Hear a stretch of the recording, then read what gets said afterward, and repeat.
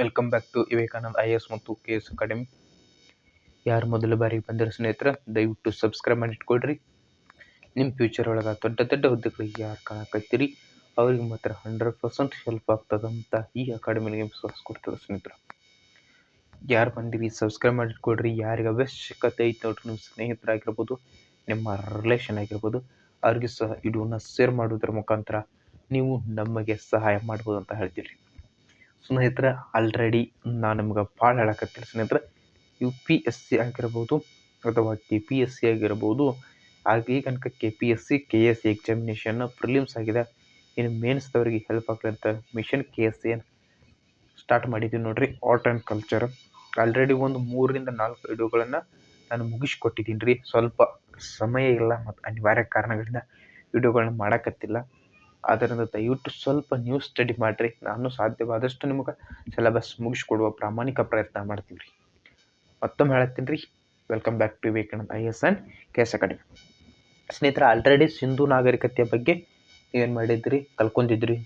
ಯಾರು ನೋಡಿಲ್ಲ ದಯವಿಟ್ಟು ಹೋಗಿ ನೋಡ್ಕೊಡ್ರಿ. ಇವತ್ತು ಏನು ನೋಡೋದೈತೆ ಅಂದರೆ ಮೌರ್ಯರು. ಸಿಂಧು ನಾಗರಿಕತೆ ಆದ ನಂತರ ನೀವು ಮೌರ್ಯರು ನೋಡ್ಕೊಡ್ರಿ. ಯಾಕಂದ್ರೆ ಮೌರ್ಯರು ಪ್ರಮುಖವಾದ ಮನೆತನ. ಇವರು ಸಹ ನೀವು ಕಲೆ ಮತ್ತು ವಾಸ್ತುಶಿಲ್ಪ ಮತ್ತು ಸಾಹಿತ್ಯಕ್ಕೆ ಹಲವಾರು ಕೊಡುಗೆಗಳನ್ನು ಕೊಟ್ಟಿರೋದನ್ನು ನೀವು ಗಮನಕ್ಕೆ ತಗೊಳ್ರಿ. ಯಾಕಂದ್ರೆ ಇವ್ರದ್ದು ಏನಾಗ್ತದ, ಮೊದಲ ಮನೆತನ, ಭಾರತವನ್ನು ಆಳಿದ ಮೊದಲ ಮನೆತನ ಆಗ್ತದ.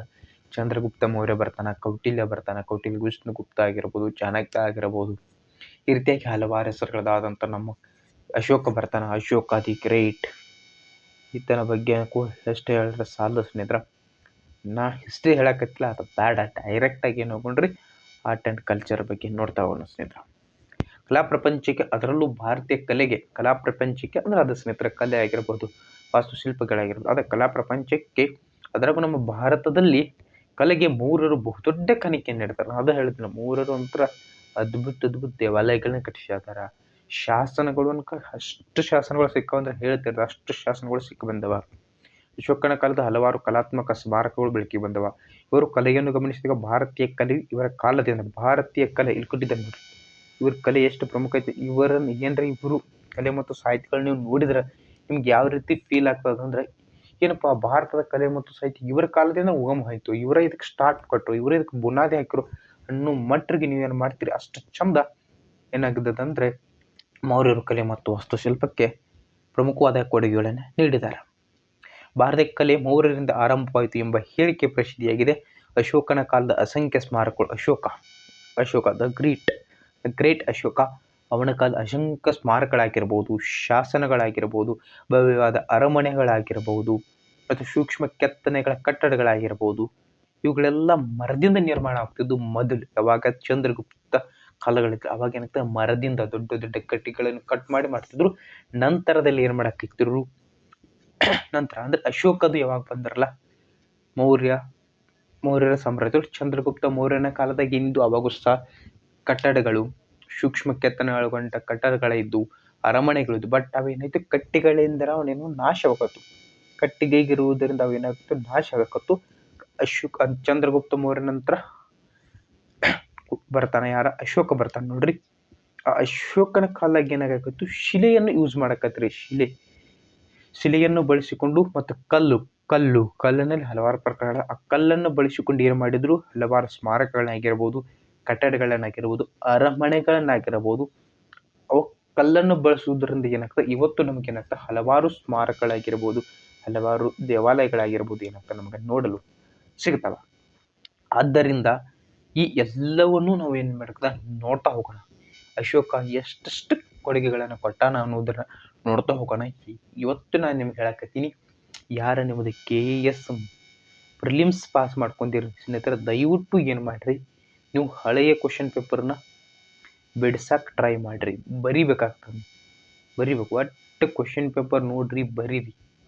ಆಲ್ಮೋಸ್ಟ್ ನೀವು ಏನು ಮಾಡಿರಿ, A4 ಸೈಜ್ ಹಾಳಿನ ಯೂಸ್ ಮಾಡಿರಿ, ಭಾಳ ಒಳ್ಳೆಯದು ಸ್ನೇಹಿತರೆ. A4 ಸೈಜ್ ಹಾಳೆ ಬರ್ಯಾಕೆ ಶುರು ಮಾಡಿರಿ. ಇವತ್ತು ನೋಡ್ಕೊಂಡು ಯಾರು ಸ್ಟಾರ್ಟ್ ಮಾಡಿರಿ ಆಲ್ರೆಡಿ ಗುಡ್ಡ, ಯಾರು ಮಾಡಿಲ್ಲ ದಯವಿಟ್ಟು ಬರ್ಯಾಕೆ ಶುರು ಮಾಡಿರಿ. ಏನು ಬರೀರಿ ಅಂತಂದ್ರೆ, ಒಂದು ಹಳೆಯ ಕ್ವಶನ್ ಪೇಪರ್ ಬರ್ಕೊಡ್ರಿ, ಓಲ್ಡ್ ಕ್ವಶನ್ ಪೇಪರ್. ಇದು ಮುಂದೆ ಯಾವ ರೀತಿಯ ಕ್ವಶನ್ ಬಿದ್ದಾಗ ಬರೀರಿ, ಒಟ್ಟು ಬರೀದು ಪ್ರಾಕ್ಟೀಸ್ ಆಗಬೇಕು.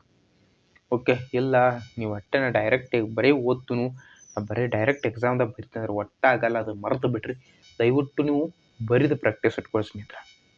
ಇನ್ನು ನೋಡಿ ಸ್ನೇಹಿತರೆ, ನಮ್ಮದು ನಿಮ್ಮೆಲ್ಲರ ನೆಚ್ಚಿನ ವಿವೇಕಾನಂದ ಮತ್ತು IAS ಮತ್ತು KS ಅಕಾಡೆಮಿ ಏನಾಯ್ತು 2024 ಒಂದು ವರ್ಷ ಕಂಪ್ಲೀಟ್ ಮಾಡಿ. ಒಂದು ವರ್ಷದಾಗ ನಮ್ಮದು 1170 ಸಬ್ಸ್ಕ್ರಿಪ್ಷನ್ ತೆಗೆದುಕೊಂಡಿವಿ. 48.2 ಸಾವಿರ ಮಂದಿಗೆ ಹೆಲ್ಪ್ ಆಗದ. 165 ಹೆಚ್ಚು ಅಪ್ಲೋಡ್ ಮಾಡಿದ್ದೀನಿ ರೀ, ಅದರ ರೆಸಿಪ್ಟ್ ಬಂದದ. 118ಕ್ಕಿಂತ ಹೆಚ್ಚಿನ ಕಮೆಂಟ್ಗಳು, 1.1K ಹೆಚ್ಚಿನ ಲೈಕ್ಗಳು ಕೊಟ್ಟಿರಿ. 11 ಅತಿ ಹೆಚ್ಚಿನ ವ್ಯೂ ಆಗಿರೋದು ಇದೇ ರೀ ಸ್ನೇಹಿತರೆ. ಆದ್ದರಿಂದ ನಿಮ್ಮ ಸಹಕಾರ ಇದ್ರೆ ನಂಗೆ ಬೆಳಕಾಗ್ತದೆ ಸ್ನೇಹಿತರೆ. ದಯವಿಟ್ಟು ಯೂಸ್ ಆಗ್ತದೆ ಯೂಟ್ಯೂಬ್ ಚಾನಲ್ನ, ದಯವಿಟ್ಟು ಯೂಸ್ ಮಾಡಿಕೊಡ್ರಿ. ಆರ್ಟ್ ಆ್ಯಂಡ್ ಕಲ್ಚರ ಕನ್ನಡ ಮಾಧ್ಯಮದಲ್ಲಿ ಸಿಗುವಾತ ಅನ್ನೋ ಕಾರಣಕ್ಕೆ ನಾವು ಮಾಡಕತ್ತೀವಿ. ಇದು ಮೆಟೀರಿಯಲ್ ನಮ್ಮ ಸದಾಶಿವ ಸರ್ ಬುಕ್ ನಂದೈತಿ. ದಯವಿಟ್ಟು ಯಾರ ತಕ್ಕೈತಿ ಓದ್ಕೊಡ್ರಿ, ಯಾರ ತಕ್ಕೈತಿ ಅದನ್ನ ಏನು ಮಾಡಿರಿ ಪರ್ತ್ ಮಾಡ್ಕೊಡ್ರಿ. 1 ನಿಮಿಷ ಹೇಳ್ತೀನಿ ನೋಡ್ರಿ. ನೀವು ಇಲ್ಲಿ ಹಿಸ್ಟ್ರಿ ಮಾಡ್ಕೊತೀರಿ. ಹಿಸ್ಟ್ರಿ ಆಗಿರ್ಬೋದು, ಇದು ಪ್ರಾಚೀನ ಇತಿಹಾಸ ಆಗಿರ್ಬೋದು, ಮಧ್ಯಕಾಲೀನ ಇತಿಹಾಸ ಆಗಿರ್ಬೋದು, ಇದು ಮಾಡರ್ನ್ ಅಂದ್ರೆ ಆಧುನಿಕ ಇತಿಹಾಸ. ಅದನ್ನು ಇಷ್ಟೆಲ್ಲ ಇಲ್ಲಿ ಸಹ ಇದನ್ನು ಬರುತ್ತೆ, ಆರ್ಟ್ ಆ್ಯಂಡ್ ಕಲ್ಚರ್ ಬರುತ್ತೆ, ಇಲ್ಲಿ ಬರುತ್ತೆ. ಈ ಎರಡನ್ನೂ ಸೇರಿಸ್ಕೊಂಡು ನೀವು ಏನು ಮಾಡಿರಿ, ಹೊಸದೊಂದು ನೋಟ್ಸ್ ರೆಡಿ ಮಾಡ್ಕೊಳ್ರಿ. ಅದೇ ಏನಾಗ್ತದೆ, ಆರ್ಟ್ ಆ್ಯಂಡ್ ಕಲ್ಚರ್ ಆಗ್ತದೆ. ಇಷ್ಟು ಸ್ನೇಹಿತರೆ. ಯಾಕೆ ಒಮ್ಮೆ ನೀವು ಎದುರಾಗ ಓದ್ಕೊಂಡು ಬಿಟ್ರೆ ನೆನಪು ಉಳಿಯಂಗಿಲ್ಲ, ಮತ್ತು ಅದೇನು ಸಮಸ್ಯೆಂಗೂ ಇಲ್ಲ. ದಯವಿಟ್ಟು ಏನು ಮಾಡ್ಕೊಡ್ರಿ, ರೆಡಿ ಮಾಡಿಕೊಡ್ರಿ ಸ್ನೇಹಿತರೆ. ನಮ್ಮ ಕಡೆಯಿಂದ ಏನು ವಿವೇಕಾನಂದ IAS KS ಅಕಾಡೆಮಿ ಐತಿ, ಅದರ ಕಡೆಯಿಂದ ನಿಮ್ಗೆ ಆಲ್ ದ ಬೆಸ್ಟ್ ಮತ್ತು ಧನ್ಯವಾದಗಳು ಹೇಳಬೇಕು, ಥ್ಯಾಂಕ್ಸು ಹೇಳಬೇಕು ಸ್ನೇಹಿತರೆ. ಯಾಕಂದ್ರೆ ನಿಮ್ಮ ಸಹಕಾರದಿಂದ ಇಷ್ಟು ನೀವು ಕೊಟ್ಟಿದ್ದೀರಿ. ಇದೇ ರೀತಿ ನಿಮ್ಮ ಸಹಕಾರ ಇರಲಿ. ನೆಕ್ಸ್ಟ್ ಹೋಗೋಣ ಸ್ನೇಹಿತರೆ. ಇನ್ನು ಮೌರ್ಯರೊಳಗೆ ಪ್ರಮುಖವಾಗಿ ಏನು ಬರ್ತಾವೆ, ಸ್ತೂಪಗಳು ಬರ್ತಾವೆ. ಸ್ತೂಪಗಳೆಂದರೆ ಬುದ್ಧನ ಅಥವಾ ಇನ್ನೂ ಯಾರಾದರೂ ಒಬ್ಬ ಬೌದ್ಧ ಸನ್ಯಾಸಿಯ ಭಗ್ನಾವಶೇಷಗಳನ್ನು ತುಂಬಿಡಲು ಇಟ್ಟಿಗೆ ಅಥವಾ ಕಲ್ಲಿನಿಂದ ನಿರ್ಮಿಸಿದ ಗುಮ್ಮಟಾಕಾರದ ಕಟ್ಟಡಗಳಾಗಿವೆ. ಸ್ತೂಪಗಳು ಯಾವ ಧರ್ಮಕ್ಕೆ ಸಂಬಂಧಪಟ್ಟಿದ್ದಾವೆ ಅಂತಕೊಂಡ್ರೆ ಬೌದ್ಧ ಧರ್ಮಕ್ಕೆ ಸಂಬಂಧಪಟ್ಟಿದ್ದಾವೆ. ಸ್ತೂಪಗಳು ಯಾವ ಧರ್ಮಕ್ಕೆ ಸಂಬಂಧಪಟ್ಟಿದ್ದಾವೆ ಅಂತಂದ್ರೆ ಸ್ನೇಹಿತರೆ, ಬೌದ್ಧ ಧರ್ಮಕ್ಕೆ ಸಂಬಂಧಪಟ್ಟಿರೋದನ್ನ ನೀವು ಗಮನದಲ್ಲಿಟ್ಟಬೇಕು. ಈ ಸ್ತೂಪಗಳಂದ್ರೆ ಏನು, ಬುದ್ಧನೂ ಇರಬಹುದು ಅಥವಾ ಯಾವುದೇ ರೀತಿಯಾದ ಒಬ್ಬ ಬೌದ್ಧ ಸನ್ಯಾಸಿಯ ಭಗ್ನಾವಶೇಷಗಳನ್ನು ತುಂಬಿಡಲು ಇಟ್ಟಿಗೆ ಅಥವಾ ಕಲ್ಲಿನಿಂದ ನಿರ್ಮಿಸಿದ ಗುಮ್ಮಟ ಆಕಾರ ಈ ರೀತಿಯಾಗಿರ್ತದೆ. ಇದು ಗುಮ್ಮಟ ಆಕಾರದ ಕಟ್ಟಡಗಳು. ಈ ಸ್ತೂಪಗಳು ಒಂದಕ್ಕಿಂತ ಹೆಚ್ಚು ದ್ವಾರವನ್ನು ಅಂದ್ರೆ ಬಾಗಿಲುಗಳನ್ನು ಹೊಂದಿರ್ತದೆ. ಎಕ್ಸಾಂಪಲ್ ಈ ರೀತಿಯಾಗೈತೆ ಅಂತ ತಿಳ್ಕೊರಿ. ಹಿಂಗೆ ಈ ರೀತಿಯಾಗೈತಿ, ಇಲ್ಲಿ ಒಂದು ಬಾಗಿಲು ಇರ್ತದೆ, ಇಲ್ಲಿ ಒಂದು ಬಾಗಿಲು ಇರ್ತದೆ. ಅಂದ್ರೆ ಒಂದಕ್ಕಿಂತ ಹೆಚ್ಚು ಬಾಗಿಲುಗಳನ್ನು ಹೊಂದಿರ್ತದೆ ಅಥವಾ ದ್ವಾರಗಳನ್ನು ಹೊಂದಿರ್ತದೆ. ಸ್ತೂಪವು ಗುಮ್ಮಟಾಕಾರದ ಹೊರ ಮೇಲ್ಮೈ ಬಳಿಯಾಕಾರದ ಅಲಂಕಾರ ಚಿತ್ರಗಳಿವೆ. ಪ್ರತಿಯೊಂದು ಸ್ತೂಪವು ಅತ್ಯುತ್ತಮವಾಗಿ ಪರಿಷ್ಕರಿಸಿದ ವಿಧಾನದಿಂದ ಕೂಡಿದ್ದು ವಿಶಿಷ್ಟ ಶಿಲ್ಪಕಲೆಯಿಂದ ಅಲಂಕರಿಸಿದೆ. ಸ್ತೂಪವು ಹಲವು ಚೈತ್ಯಾಲಯಗಳಿಂದ ಕೂಡಿದ ಸ್ತೂಪವನ್ನು ಧಾರ್ಮಿಕ ಚರ್ಚ್ಗಳಿಗೆ ಉಪಯೋಗಿಸಲಾಗುತ್ತದೆ. ಅಶೋಕನು ತನ್ನ ಸಾಮ್ರಾಜ್ಯದ ಮೂಲೆಗಳಲ್ಲಿ 84,000 ಸ್ತೂಪಗಳು ನಿರ್ಮಿಸಿದಂತೆ ಹೇಳಲಾಗಿದೆ. ವಿದೇಶಗಳಲ್ಲೂ ಸಹ ಅನೇಕ ಸ್ತೂಪಗಳನ್ನು ನಿರ್ಮಿಸಿದ ಹುಯೆನ್ಸಾಂಗ್ಸ್ ಇಂಥ ಅನೇಕ ಸ್ತೂಪಗಳನ್ನು ನೋಡಿರು. ಹುಯೆನ್ಸಾಂಗ್ಸ್ ಒಬ್ಬ ವಿದೇಶಿ ಪ್ರವಾಸಿ ಯಾರ ಹುಯೆನ್ಸಾಂಗ್ಸ್ ಹೇಳ್ತಾನೆ, ನಾನು ಹಲವಾರು ಸ್ತೂಪಗಳನ್ನು ನೋಡಿರುವುದಾಗಿ ತಿಳಿಸೋಣ, ಆದರೆ ಅವುಗಳು ಸಂಪೂರ್ಣವಾಗಿ ಹಾಳಾಗ್ಯಾವ, ಇವತ್ತಿಗೆ ನೀವು ಸಿಗಲ್ಲ. ಸಂಪೂರ್ಣವಾಗಿ ಹಾಳಾಗ್ಯಾವ. ಅಶೋಕನು ನಿರ್ಮಿಸಿದ ಸ್ತೂಪಗಳು. ಉಳಿದಿರುವ ಪ್ರಮುಖ ಸ್ತೂಪವೆಂದರೆ ಭೋಪಾಲ್ನ ಹತ್ತಿರುವ ಸಾಂಚಿ ಸ್ತೂಪ. ಕ್ವಶನ್ ನಮ್ಮ PC ಆಗಿರ್ಬೋದು, PSI ಆಗಿರ್ಬೋದು, ಎವರ್ ಗ್ರೀನ್ ಕ್ವಶನ್ ಇದು ಕೇಳ್ತಾರ. ನಮಗೆ SSC ಅವರು ಕೇಳ್ಯಾರ, RPF ಅದವ್ರು ಕೇಳ್ತಾರ. ಯಾವುದ್ರಿ, ಹಲವಾರು ಅಂದ್ರೆ 84,000 ಸ್ತೂಪಗಳು ನಿರ್ಮಿಸಿದ, ಅದಕ್ಕೆಲ್ಲ ನಾಶಕ. ಆದ್ರೆ ಒಂದು ಸ್ತೂಪ ಉಳಿದ. ಅದು ಪ್ರಮುಖವಾದ ಸ್ತೂಪ ಯಾವ್ದು ಅಂತಂದ್ರೆ ಅದು ಎಲ್ಲೈತಿ ಪ್ರೆಸೆಂಟ್ ಅಂತಂದ ಭೂಪಾಲನ ಹತ್ತಿರ ಇವರು ಸಾಂಚಿ ಸ್ತೂಪ. ಅದರ ಹೆಸರೇ ಸಾಂಚಿ ಸ್ತೂಪ. ಇದು 77.5 ಅಡಿ 77.5 ಅಡಿ ಎತ್ತರ ಐತಿ. ಅದರ ಸುತ್ತಳತೆ 121.5 ಅಡಿ ಐತಿ. ಇಷ್ಟು ಇಂಪಾರ್ಟೆಂಟ್ ಆಗ್ತದೆ, ನೋಡ್ಕೊಳ್ರಿ. ನೆಕ್ಸ್ಟ್ ಹೋಗೋಣ್ರಿ. ಇಲ್ಲ ಐತಿ ನೋಡ್ರಿ. ಇದು ಏನಂತ ಕೇಳಕ್ಕೆ ಹೋಗ್ಬೇಡ್ರಿ, ಇದೇ ಏನ್ರಿ ಸಾಂಚಿ ಸ್ತೂಪ. ಏನು ಭೂಪಾಲ್ದಾಗ ಐತಿ, ಇದು ಭೂಪಾಲ್ನ ಸಾಂಚಿ ಸ್ತೂಪ. ಇಲ್ಲಿ ಒಂದು ಡೋರ್ ಐತಿ, ಇದು ಹಿಂಗೆ ಇದೇನು ಗುಮ್ಮಟಾಕಾರ ಅಂತೇಳಿ, ಇದು ಗುಮ್ಮಟಾಕಾರ ಹೋಗೈತಿ. ಓಕೆ, ಇಲ್ಲೆಲ್ಲ ಡಿಸೈನ್ ಕೊಟ್ಟಿದಾರ. ಇಲ್ಲಿ ಒಂದು ಬಾಕ್ಲ್ ಇರ್ತದ, ಹೆಚ್ಚು ಕಡೆ ಒಂದು ಸೈಡ್ ಬಾಕ್ಲ್ ಐತಿ ನೋಡ್ರಿ. ಇಲ್ಲಿ ನೋಡ್ರಲ್ಲ ಇಂಥದ್ದು ಐತಿಲ್ಲ, ಇಲ್ಲಿ ಇದೇ ರೀತಿಯಾಗಿ ಐತ್ರಿ. ಮತ್ತೆ ಇಲ್ಲಿ 3 ಅದ. ಇದ್ರ ನನ್ನ ಅನಿಸಿಕೆ ಪ್ರಕಾರ ಇದ್ರ ಹಿಂದೂ ಅಂತ ಇರ್ಬೇಕು ಬಾಕ್ಲ್. ಡಿಸ್ಕಷನ್ ಎಷ್ಟು 4 ಬಾಕ್ಗಳದು ಅವ್ರು ಹೇಳ್ಯಾರ ಒಂದಕ್ಕಿಂತ ಹೆಚ್ಚಿನ ಬಾಕ್ಗಳನ್ನ ಅದಕ್ಕೆ ನಾನು ಹೇಳ್ತೀನಿ ದಯವಿಟ್ಟು ನೀವು ಓದುವಾಗ ಪಿಕ್ಚರ್ನ ನೋಡ್ಕೊಳ್ರಿ. ಪಿಕ್ಚರ್ ಇಟ್ ಮೀನ್ಸ್ ಫೋಟೋ ನೋಡ್ಕೊಳ್ರಿ. ಯಾಕಂದ್ರೆ ಫೋಟೋ ನೋಡಿ ನೀವು ಕ್ಯಾಪ್ಚರ್ ಮಾಡಿ ಇಟ್ಕೊಂಡ್ರೆ ನಿಮ್ಗೆ ಬರೆಯೋಕ್ಕೂ ಈಜಿ ಆಗ್ತದೆ ಮತ್ತು ಬೇಗವಾಗಿ ಏನಾಗ್ತದೆ ನೆನಪು ಉಳಿತದೆ. ಓಕೆ, ನೆಕ್ಸ್ಟ್ ಹೋಗೋಣ. ಇದು ಏನ್ರಿ ಸಾಂಚಿ ಸ್ತೂಪ ಐತಿ. ಇದು ಸ್ತಂಭಗಳ ಬಗ್ಗೆ ಸ್ವಲ್ಪ ಮಾಹಿತಿಯನ್ನು ನೋಡ್ಕೊಳ್ಳೋಣ. ಅಶೋಕನು ಮರಗಳಲ್ಲಿನ ಏಕಶಿಲೆಯ ಶಿಲಾಸ್ತಂಭಗಳು ನಿರ್ಮಿಸಿದ. ಮರಗಳಲ್ಲಿ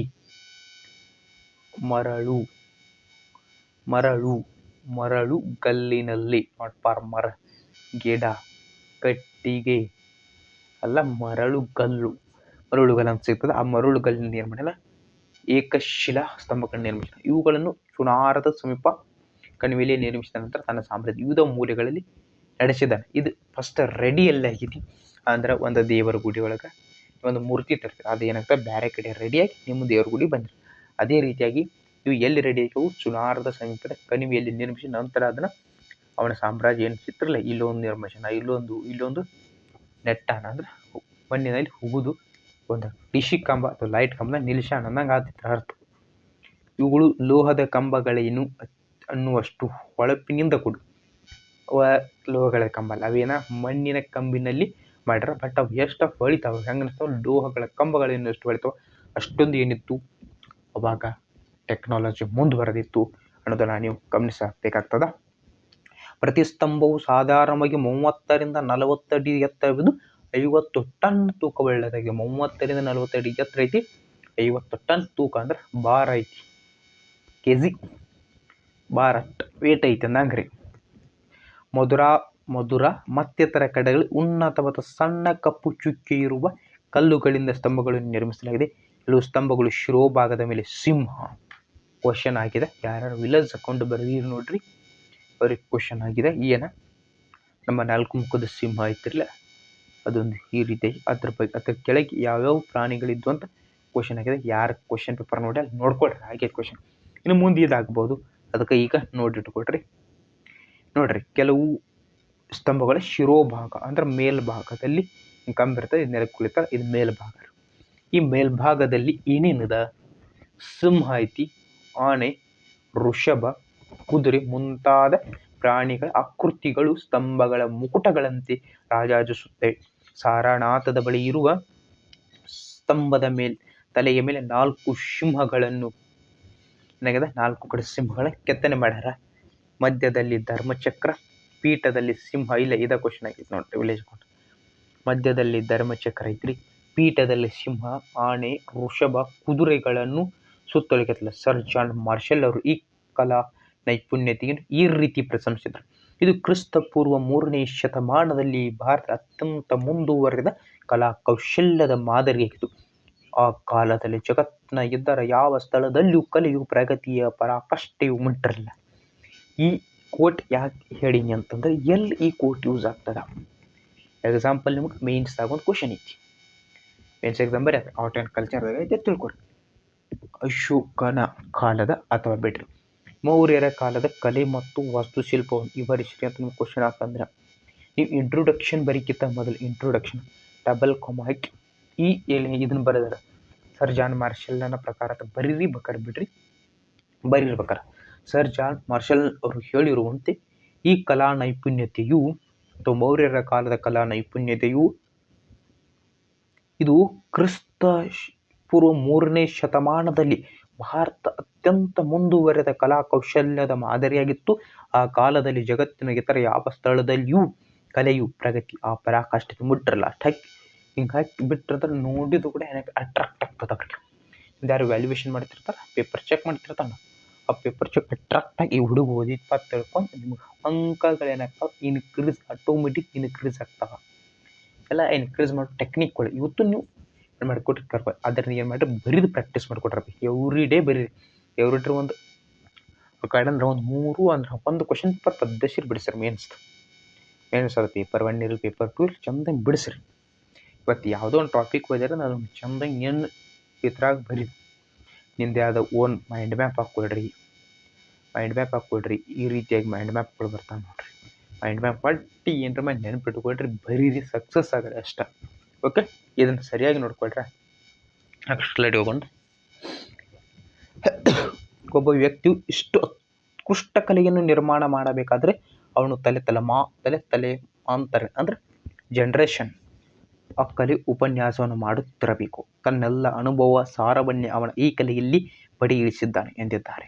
ಅವ ಅದೇನಿಲ್ಲ ಅದಕ್ಕೆ ಕಂಟಿನ್ಯೂ ಆಗಿ ಈ ಸಲ ಅಶೋಕನ ಈ ಏಕಶಿಲಾ ಸ್ತಂಭಗಳು ಮೌರ್ಯರ ಕಲೆಗೆ ಅತ್ಯಂತ ಆಕರ್ಷಕವಾದ ಮತ್ತು ಅಸದೃಶ್ಯವಾದ ಕಲಾತ್ಮಕ ಕೃತಿಗಳೆಂದೇ ಪರಿಗಣಿಸಲ್ಪಟ್ಟಿದೆ. That is power of Ashoka. ಇವ ಸ್ವಲ್ಪ ಅದೇನು 99 ಜನರು ಕೊಂದ ಐತಿ, ಅದು ಸುಳ್ಳು ಕರೋನು ನಾವು ಹೇಳಕ್ ಬರಲ್ಲ. ಬೇಡ್ರಿ ಹಿಸ್ಟ್ರಿ ಕ್ಲಾಸ್ ಹೋಗೋದು ಬೇಡ. ನೆಕ್ಸ್ಟ್ ಇಲ್ಲ ಐತಿ ನೋಡ್ರಿ ತಮ್ಮ ಕೊಡ್ರಿ ಲಯನ್. ಇದು ಸ್ತಂಭ ಹಿಂಗೆ ಉದಿರ್ತಾರೆ, ಸ್ತಂಭ ನೆಲದಾಗ ಇದಿರ್ತದೆ, ಕಂಡಪಟ್ಟಿ ವೇಟ್ ಇರ್ತದೆ ಮತ್ತು ವೇಟ್ ಇರ್ತದೆ. ಇದು ಈ ರೀತಿಯಾಗಿ ಹಲವಾರು ಕಡೆ ಏನು ಮಾಡಿದೆ ರೆಡಿ ಮಾಡಿದ ಒಂದು ಸುನಾರದಲ್ಲಿ ಅವನ ಪ್ರದೇಶದ ಬೇರೆ ಬೇರೆ ಕಡೆಗಳಿಗೆ ಏನು ಮಾಡಿದ ಬಂದು ಇದನ್ನು ಸ್ಥಾಪನೆಯನ್ನು ಮಾಡ್ಕೊಂಡ. ಒಂದು ನಿಮಿಷ ನೋಡ್ಕೊಟ್ರೆ ಪಿಕ್ಚರ್ ಇಂಪಾರ್ಟೆಂಟ್ ಆಗ್ತಾವೆ ನೋಡ್ಕೊಟ್ಟು. ನೆಕ್ಸ್ಟ್ ಹೋಗೊಂಡ್ರೆ ನೆಕ್ಸ್ಟ್ ಮಾಡ್ರಿ ಅರಮನೆಗಳು. ಗ್ರೀಕ್ ಬರವಣಿಗೆಕಾರನಾದ ಮೆಗಸ್ತನಿಸ್, ಗ್ರೀಕರ ಬರವಣಿಗೆಕಾರ ಮೆಗಸ್ತನಿಸ್. ದೇಶದೊಳಗೆ ಏನು ಮೆಗಸ್ತನಿಸ್ ಯಾವ ದೇಶದ ಬರಹಗಾರ? ಗ್ರೀಕ್ ದೇಶದ ಬರಹಗಾರ. ಈ ಕೆಳಗಿಂದ ಯಾರು ಗ್ರೀಕ್ ದೇಶದ ಬರವಣಿಗೆಕಾರ? ಮೆಗಸ್ತನಿಸ್. ಗ್ರೀಕ್ ಬರವಣಿಗೆದಾರ ಮೆಗಸ್ತನಿಸ್ ಅತ್ಯಂತರ ಚಂದ್ರಗುಪ್ತನ ಅತ್ಯಂತರ ವಿಶ್ವದಲ್ಲಿ ಆಶ್ಚರ್ಯಕರವಾದ ಹಾಗೂ ಸೌಂದರ್ಯದಿಂದ ಕೂಡಿದ ವಿಶಾಲ ಭವನ ಎಂದು ಚೀನಾದ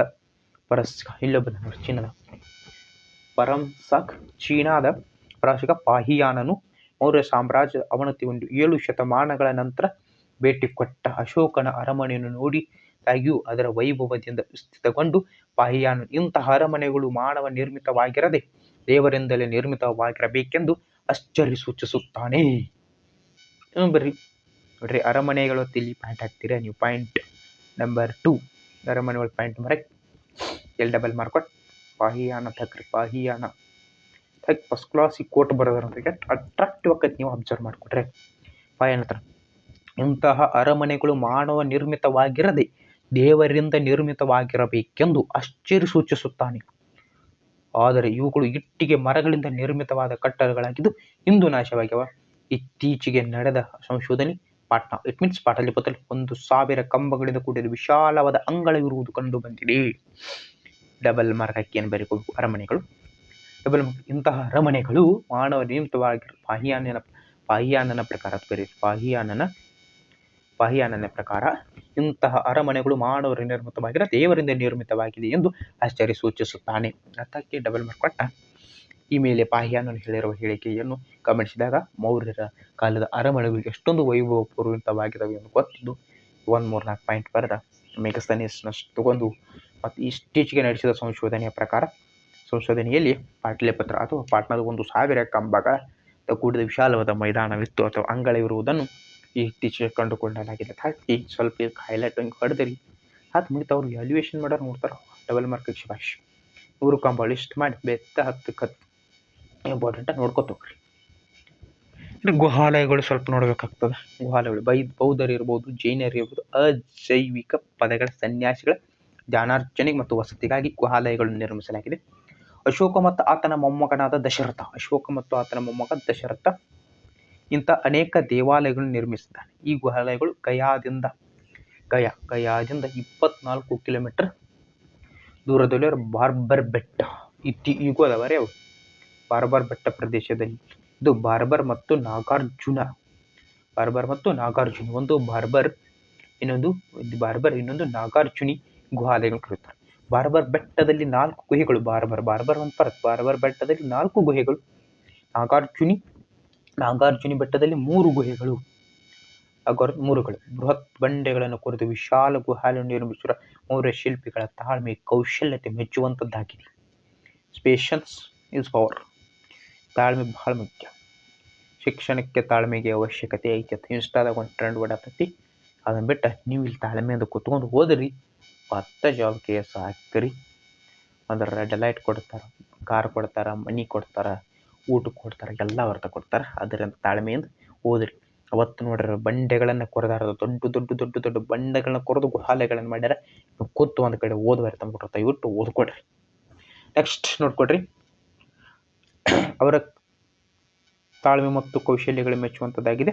ಈ ಗುಹೆಗಳು ಒಳಭಾಗವನ್ನು ಅತ್ಯಂತ ನಾಜೂಕಾಗಿ ಚಾಂಬರ್ಗಳನ್ನ ಡಿಸೈನ್ ಮಾಡ್ಯಾರ ಒಳಗೆ ಹೋಗಿ. ಅದರಿಂದಾಗಿ ಗುಹೆಯ ಒಳಭಾಗವು ಕನ್ನಡಿಯಂತೆ ಮಿರಮಿರನೆ ಮಿಂಚುವಂತೆ. ಈ ಗುಹಾಲಯಗಳಲ್ಲಿ ಪ್ರಮುಖವಾದಂದ್ರೆ ಸುಧಾಮ್ ಗುಹಾಲಯ ಮತ್ತು ಲೋಮಾಶ ಋಷಿ ಗುಹಾಲಯಗಳು ಎರಡು ಪ್ರಮುಖ. ಒಂದು ಸುಧಾಮ್ ಗುಹಾಲಯ, ಇನ್ನೊಂದು ಲೋಮಾಶಿ ಗುಹಾಲಯಗಳು ಎರಡು ಪ್ರಮುಖ ಅದಾವ. ಇಲ್ಲಿ ಅಂದ್ರೆ ಬಾರ್ಬರ್ ಬೆಟ್ಟಗಳಲ್ಲಿ ಅದಾವ.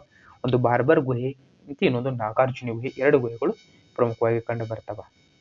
ಗುಹಾಲಯಗಳನ್ನು ನೋಡಿದ್ರ ಯಾರು ಮೌರ್ಯರ ಗುಹಾಲಯಗಳನ್ನು ನೋಡಿದ್ರ ನಿಮಗೆ ಇಲ್ಲಿ ಸಹ ಒಂದು ಕೋಟ್ ಸಿಗ್ತದ. ಬರೀ ಯಾವ ರೀತಿ ಬರ್ಕೊಟ್ರಿ. ನೀವು ಯಾಕೆ ಕೋಟ್ನ ಹಾಕಿ ಉದ್ದೇಶ ಸ್ನೇಹಿತರ, ಒಂದು ಟೀಚಿಂಗ್ ಇಂಟ್ರೆಸ್ಟ್ ಆಗ್ತದೆ. ನೆಕ್ಸ್ಟ್ ನಾಳೆ ಯಾರು B.Ed ಇವು MA MCom ಮಾಡ್ತಿರ್ಲ, ಕೆಸೆಟ್ ಬರ್ತೀರಿ ನೋಡಿ, ಅವಾಗ 100% ಕ್ವಶನ್ ಹಾಕವ್ರಿ. V.S. ಸ್ಮಿತ್ ಅವರ ಪ್ರಕಾರ ಈ ಕೆಳಗಿನ ಹೇಳಿಕೆ ಮೌರ್ಯರಿಗೆ ಸಂಬಂಧಿಸಪಟ್ಟಿರುವುದು.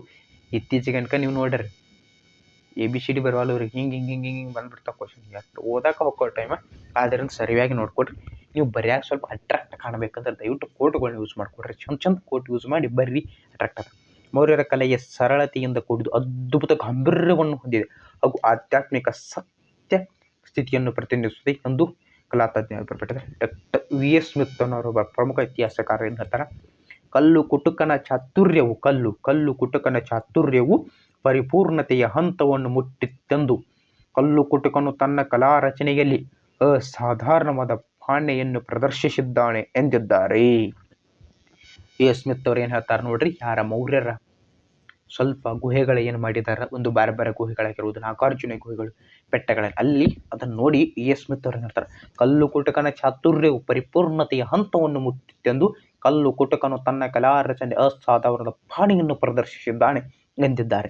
ಒಟ್ಟಾರೆ ಮೌರ್ಯರ ಕಾಲದ ಕಲ್ಲು ಕುಟುಕನು ಮತ್ತು ವಾಸ್ತು ವಿಷಾದಾರರು ಅಸಾಮಾನ್ಯವಾದ ಚಾಣೆಯನ್ನು ಮೆರೆದು ಹೋಗಿದ್ದಾರೆಂದು ಹೇಳಬಹುದು. ಕಲಾ ತಜ್ಞರು ಮೌರ್ಯರ ಕಲೆಯನ್ನು ಗ್ರೀಕ್ ಮತ್ತು ಪರ್ಷಿಯನ್ ಮಿಕ್ಸ್ಡ್ ಹೊಡೆದಾರಂತ ಹೇಳ್ತಾರ. ಯಾರಂತ ಕಲಾ ತಜ್ಞರು, ಇತಿಹಾಸ ತಜ್ಞರು ಇವ್ರು ಏನು ಮಾಡಿದ್ದಾರೆ, ಸ್ವಲ್ಪ ಗ್ರೀಕರು ಮತ್ತು ಪರ್ಷಿಯನ್ ಇಬ್ಬರನ್ನು ಸೇರಿಸಿ ಅವರದೇ ಆದ ಓನ್ ಶೈಲಿಯನ್ನು ಬೆಳೆಸ್ಕೊಂಡಿದ್ದಾರೆ ಅಂತ ಹೇಳಕ್ಕೆ ಇಷ್ಟಪಡ್ತಿದ್ದಾರೆ. ಇನ್ನು ಹೀಗೆ ಮೌರ್ಯರ ಕಾಲದಲ್ಲಿ ವಿವಿಧ ಕ್ಷೇತ್ರಗಳಾದ ಅದ್ಭುತ ಪ್ರಗತಿಯು ಭಾರತೀಯ ಇತಿಹಾಸದಲ್ಲಿ ಅದಕ್ಕೊಂದು ಉನ್ನತ ಸ್ಥಾನಮಾನವನ್ನು ಕಲ್ಪಿಸಿದೆ. ಮೌರ್ಯರ ಸಾಮ್ರಾಟರ ರಾಜ್ಯಕ್ಕೆ ಐಕ್ಯತೆ ಅಂದರೆ ಏಕತೆ, ಭಾರತದ ಭೂಭಾಗವನ್ನು ವಿದೇಶಿಯರಿಂದ ಮುಕ್ತಗೊಳಿಸಿದ್ದು, ವಿಶಾಲ ಸಾಮ್ರಾಜ್ಯದಲ್ಲಿ ಏಕ ರೀತಿಯ ಆಡಳಿತ ವ್ಯವಸ್ಥೆ ವಿಶಿಷ್ಟ ಸಾಧನೆಗಳು ಅವರನ್ನು ಸಾಮ್ರಾಜ್ಯ ಯುಗದ ಇತಿಹಾಸದಲ್ಲಿ ಅವರಿಗೆ ಅಗ್ರಪಂಕ್ತಿ ನೀಡಿದೆ. ಅಶೋಕನ ಶಾಂತಿ, ಅಹಿಂಸೆ, ಭಾತೃತ್ವ ಭಾವನೆ, ಸುಖರಾಜ್ಯ, ಬಂಧತ್ವ, ಸಹಿಷ್ಣುತಾ ಭಾವನೆಗಳು ಅವನನ್ನು ವಿಶ್ವದ ಕೆಲವೇ ಸಾಮ್ರಾಟರಲ್ಲಿ ಒಬ್ಬನಾಗಿಸಿವೆ. ಹೀಗೆ ಮೌರ್ಯರ ಯುಗವು ಭಾರತ ಇತಿಹಾಸವು ಪುಟಗಳಲ್ಲಿ ಅಮರವಾದ ಕೊನೆಗಳು ನೀಡಿ ಯುಗವು ವಿಜೃಂಭಿಸುತ್ತಿದೆ ಅಂತ ಹೇಳಿ ಮೌರ್ಯರ ಕಲಾ ಸಂಸ್ಕೃತಿ ನೋಡಿದೀವ್ರಿ. ಇವು ನೋಡ್ರಿ, ನಾವು ಹೇಳಿ ನಾಗಾರ್ಜುನ ಬೆಟ್ಟಗಳು ಇವು ನೋಡ್ರಿ. ಇಲ್ಲಿ ನೀವು ಹಿಂಗೆ ಬೆಟ್ಟಲ್ಲಿ ಹೋದ್ರೆ ಇಲ್ಲಿ ಗುಹೆ ಐತಿ. ಈ ಗುಹೆ ಒಳಗೆ ಹೋದ ನಂತರ ನಿಮ್ಗೆ ಏನಾಗ್ತೋ ಸಿಗ್ತಾವ. ಇಲ್ಲಿ ನಮ್ಮ ಸಾವುಕಾರಗಳು ಅದಾರ ನೋಡ್ರಿ, ಇಲ್ಲಿ ಬುದ್ಧ, ಇಲ್ಲಿ ಸಣ್ಣ ದೇವಾಲಯಗಳು ನಿರ್ಮಿಸ್ತಾರೆ. ಹಿಂಗೆ ಒಳಗೆ ಹೋಗಕ್ಕೆ ಆದೈತಿ. ಒಳಗೆ ಹೋಗಿ ಬರ್ರಿ. ಯಾವಾಗ ಹೋರಿ KS ಆಫೀಸರ್ ಆದ ನಂತರ ಹೋಗಿ ಮಾಡಿ ತಿರುಗಾಡ್ಬೇಕು, ಜೀವನದಾಗ ತಿರುಗಾಡ್ಬೇಕಾ. ಬಟ್ ಎಲ್ಲ ಬಿಟ್ಟು ಅದನ್ನು ಮಾಡಬಾರ್ದು. ಓಕೆ, ಇಷ್ಟು ಹೇಳುವುದರ ಮುಖಾಂತರ ಏನೈತಿ, ಮೌರ್ಯರ ಸಾಮ್ರಾಜ್ಯದ ಕಲೆ ಮತ್ತು ವಾಸ್ತುಶಿಲ್ಪಗಳ ಬಗ್ಗೆ ಒಂದು ಸಂಕ್ಷಿಪ್ತವಾಗಿ ನೋಡಿವಿ.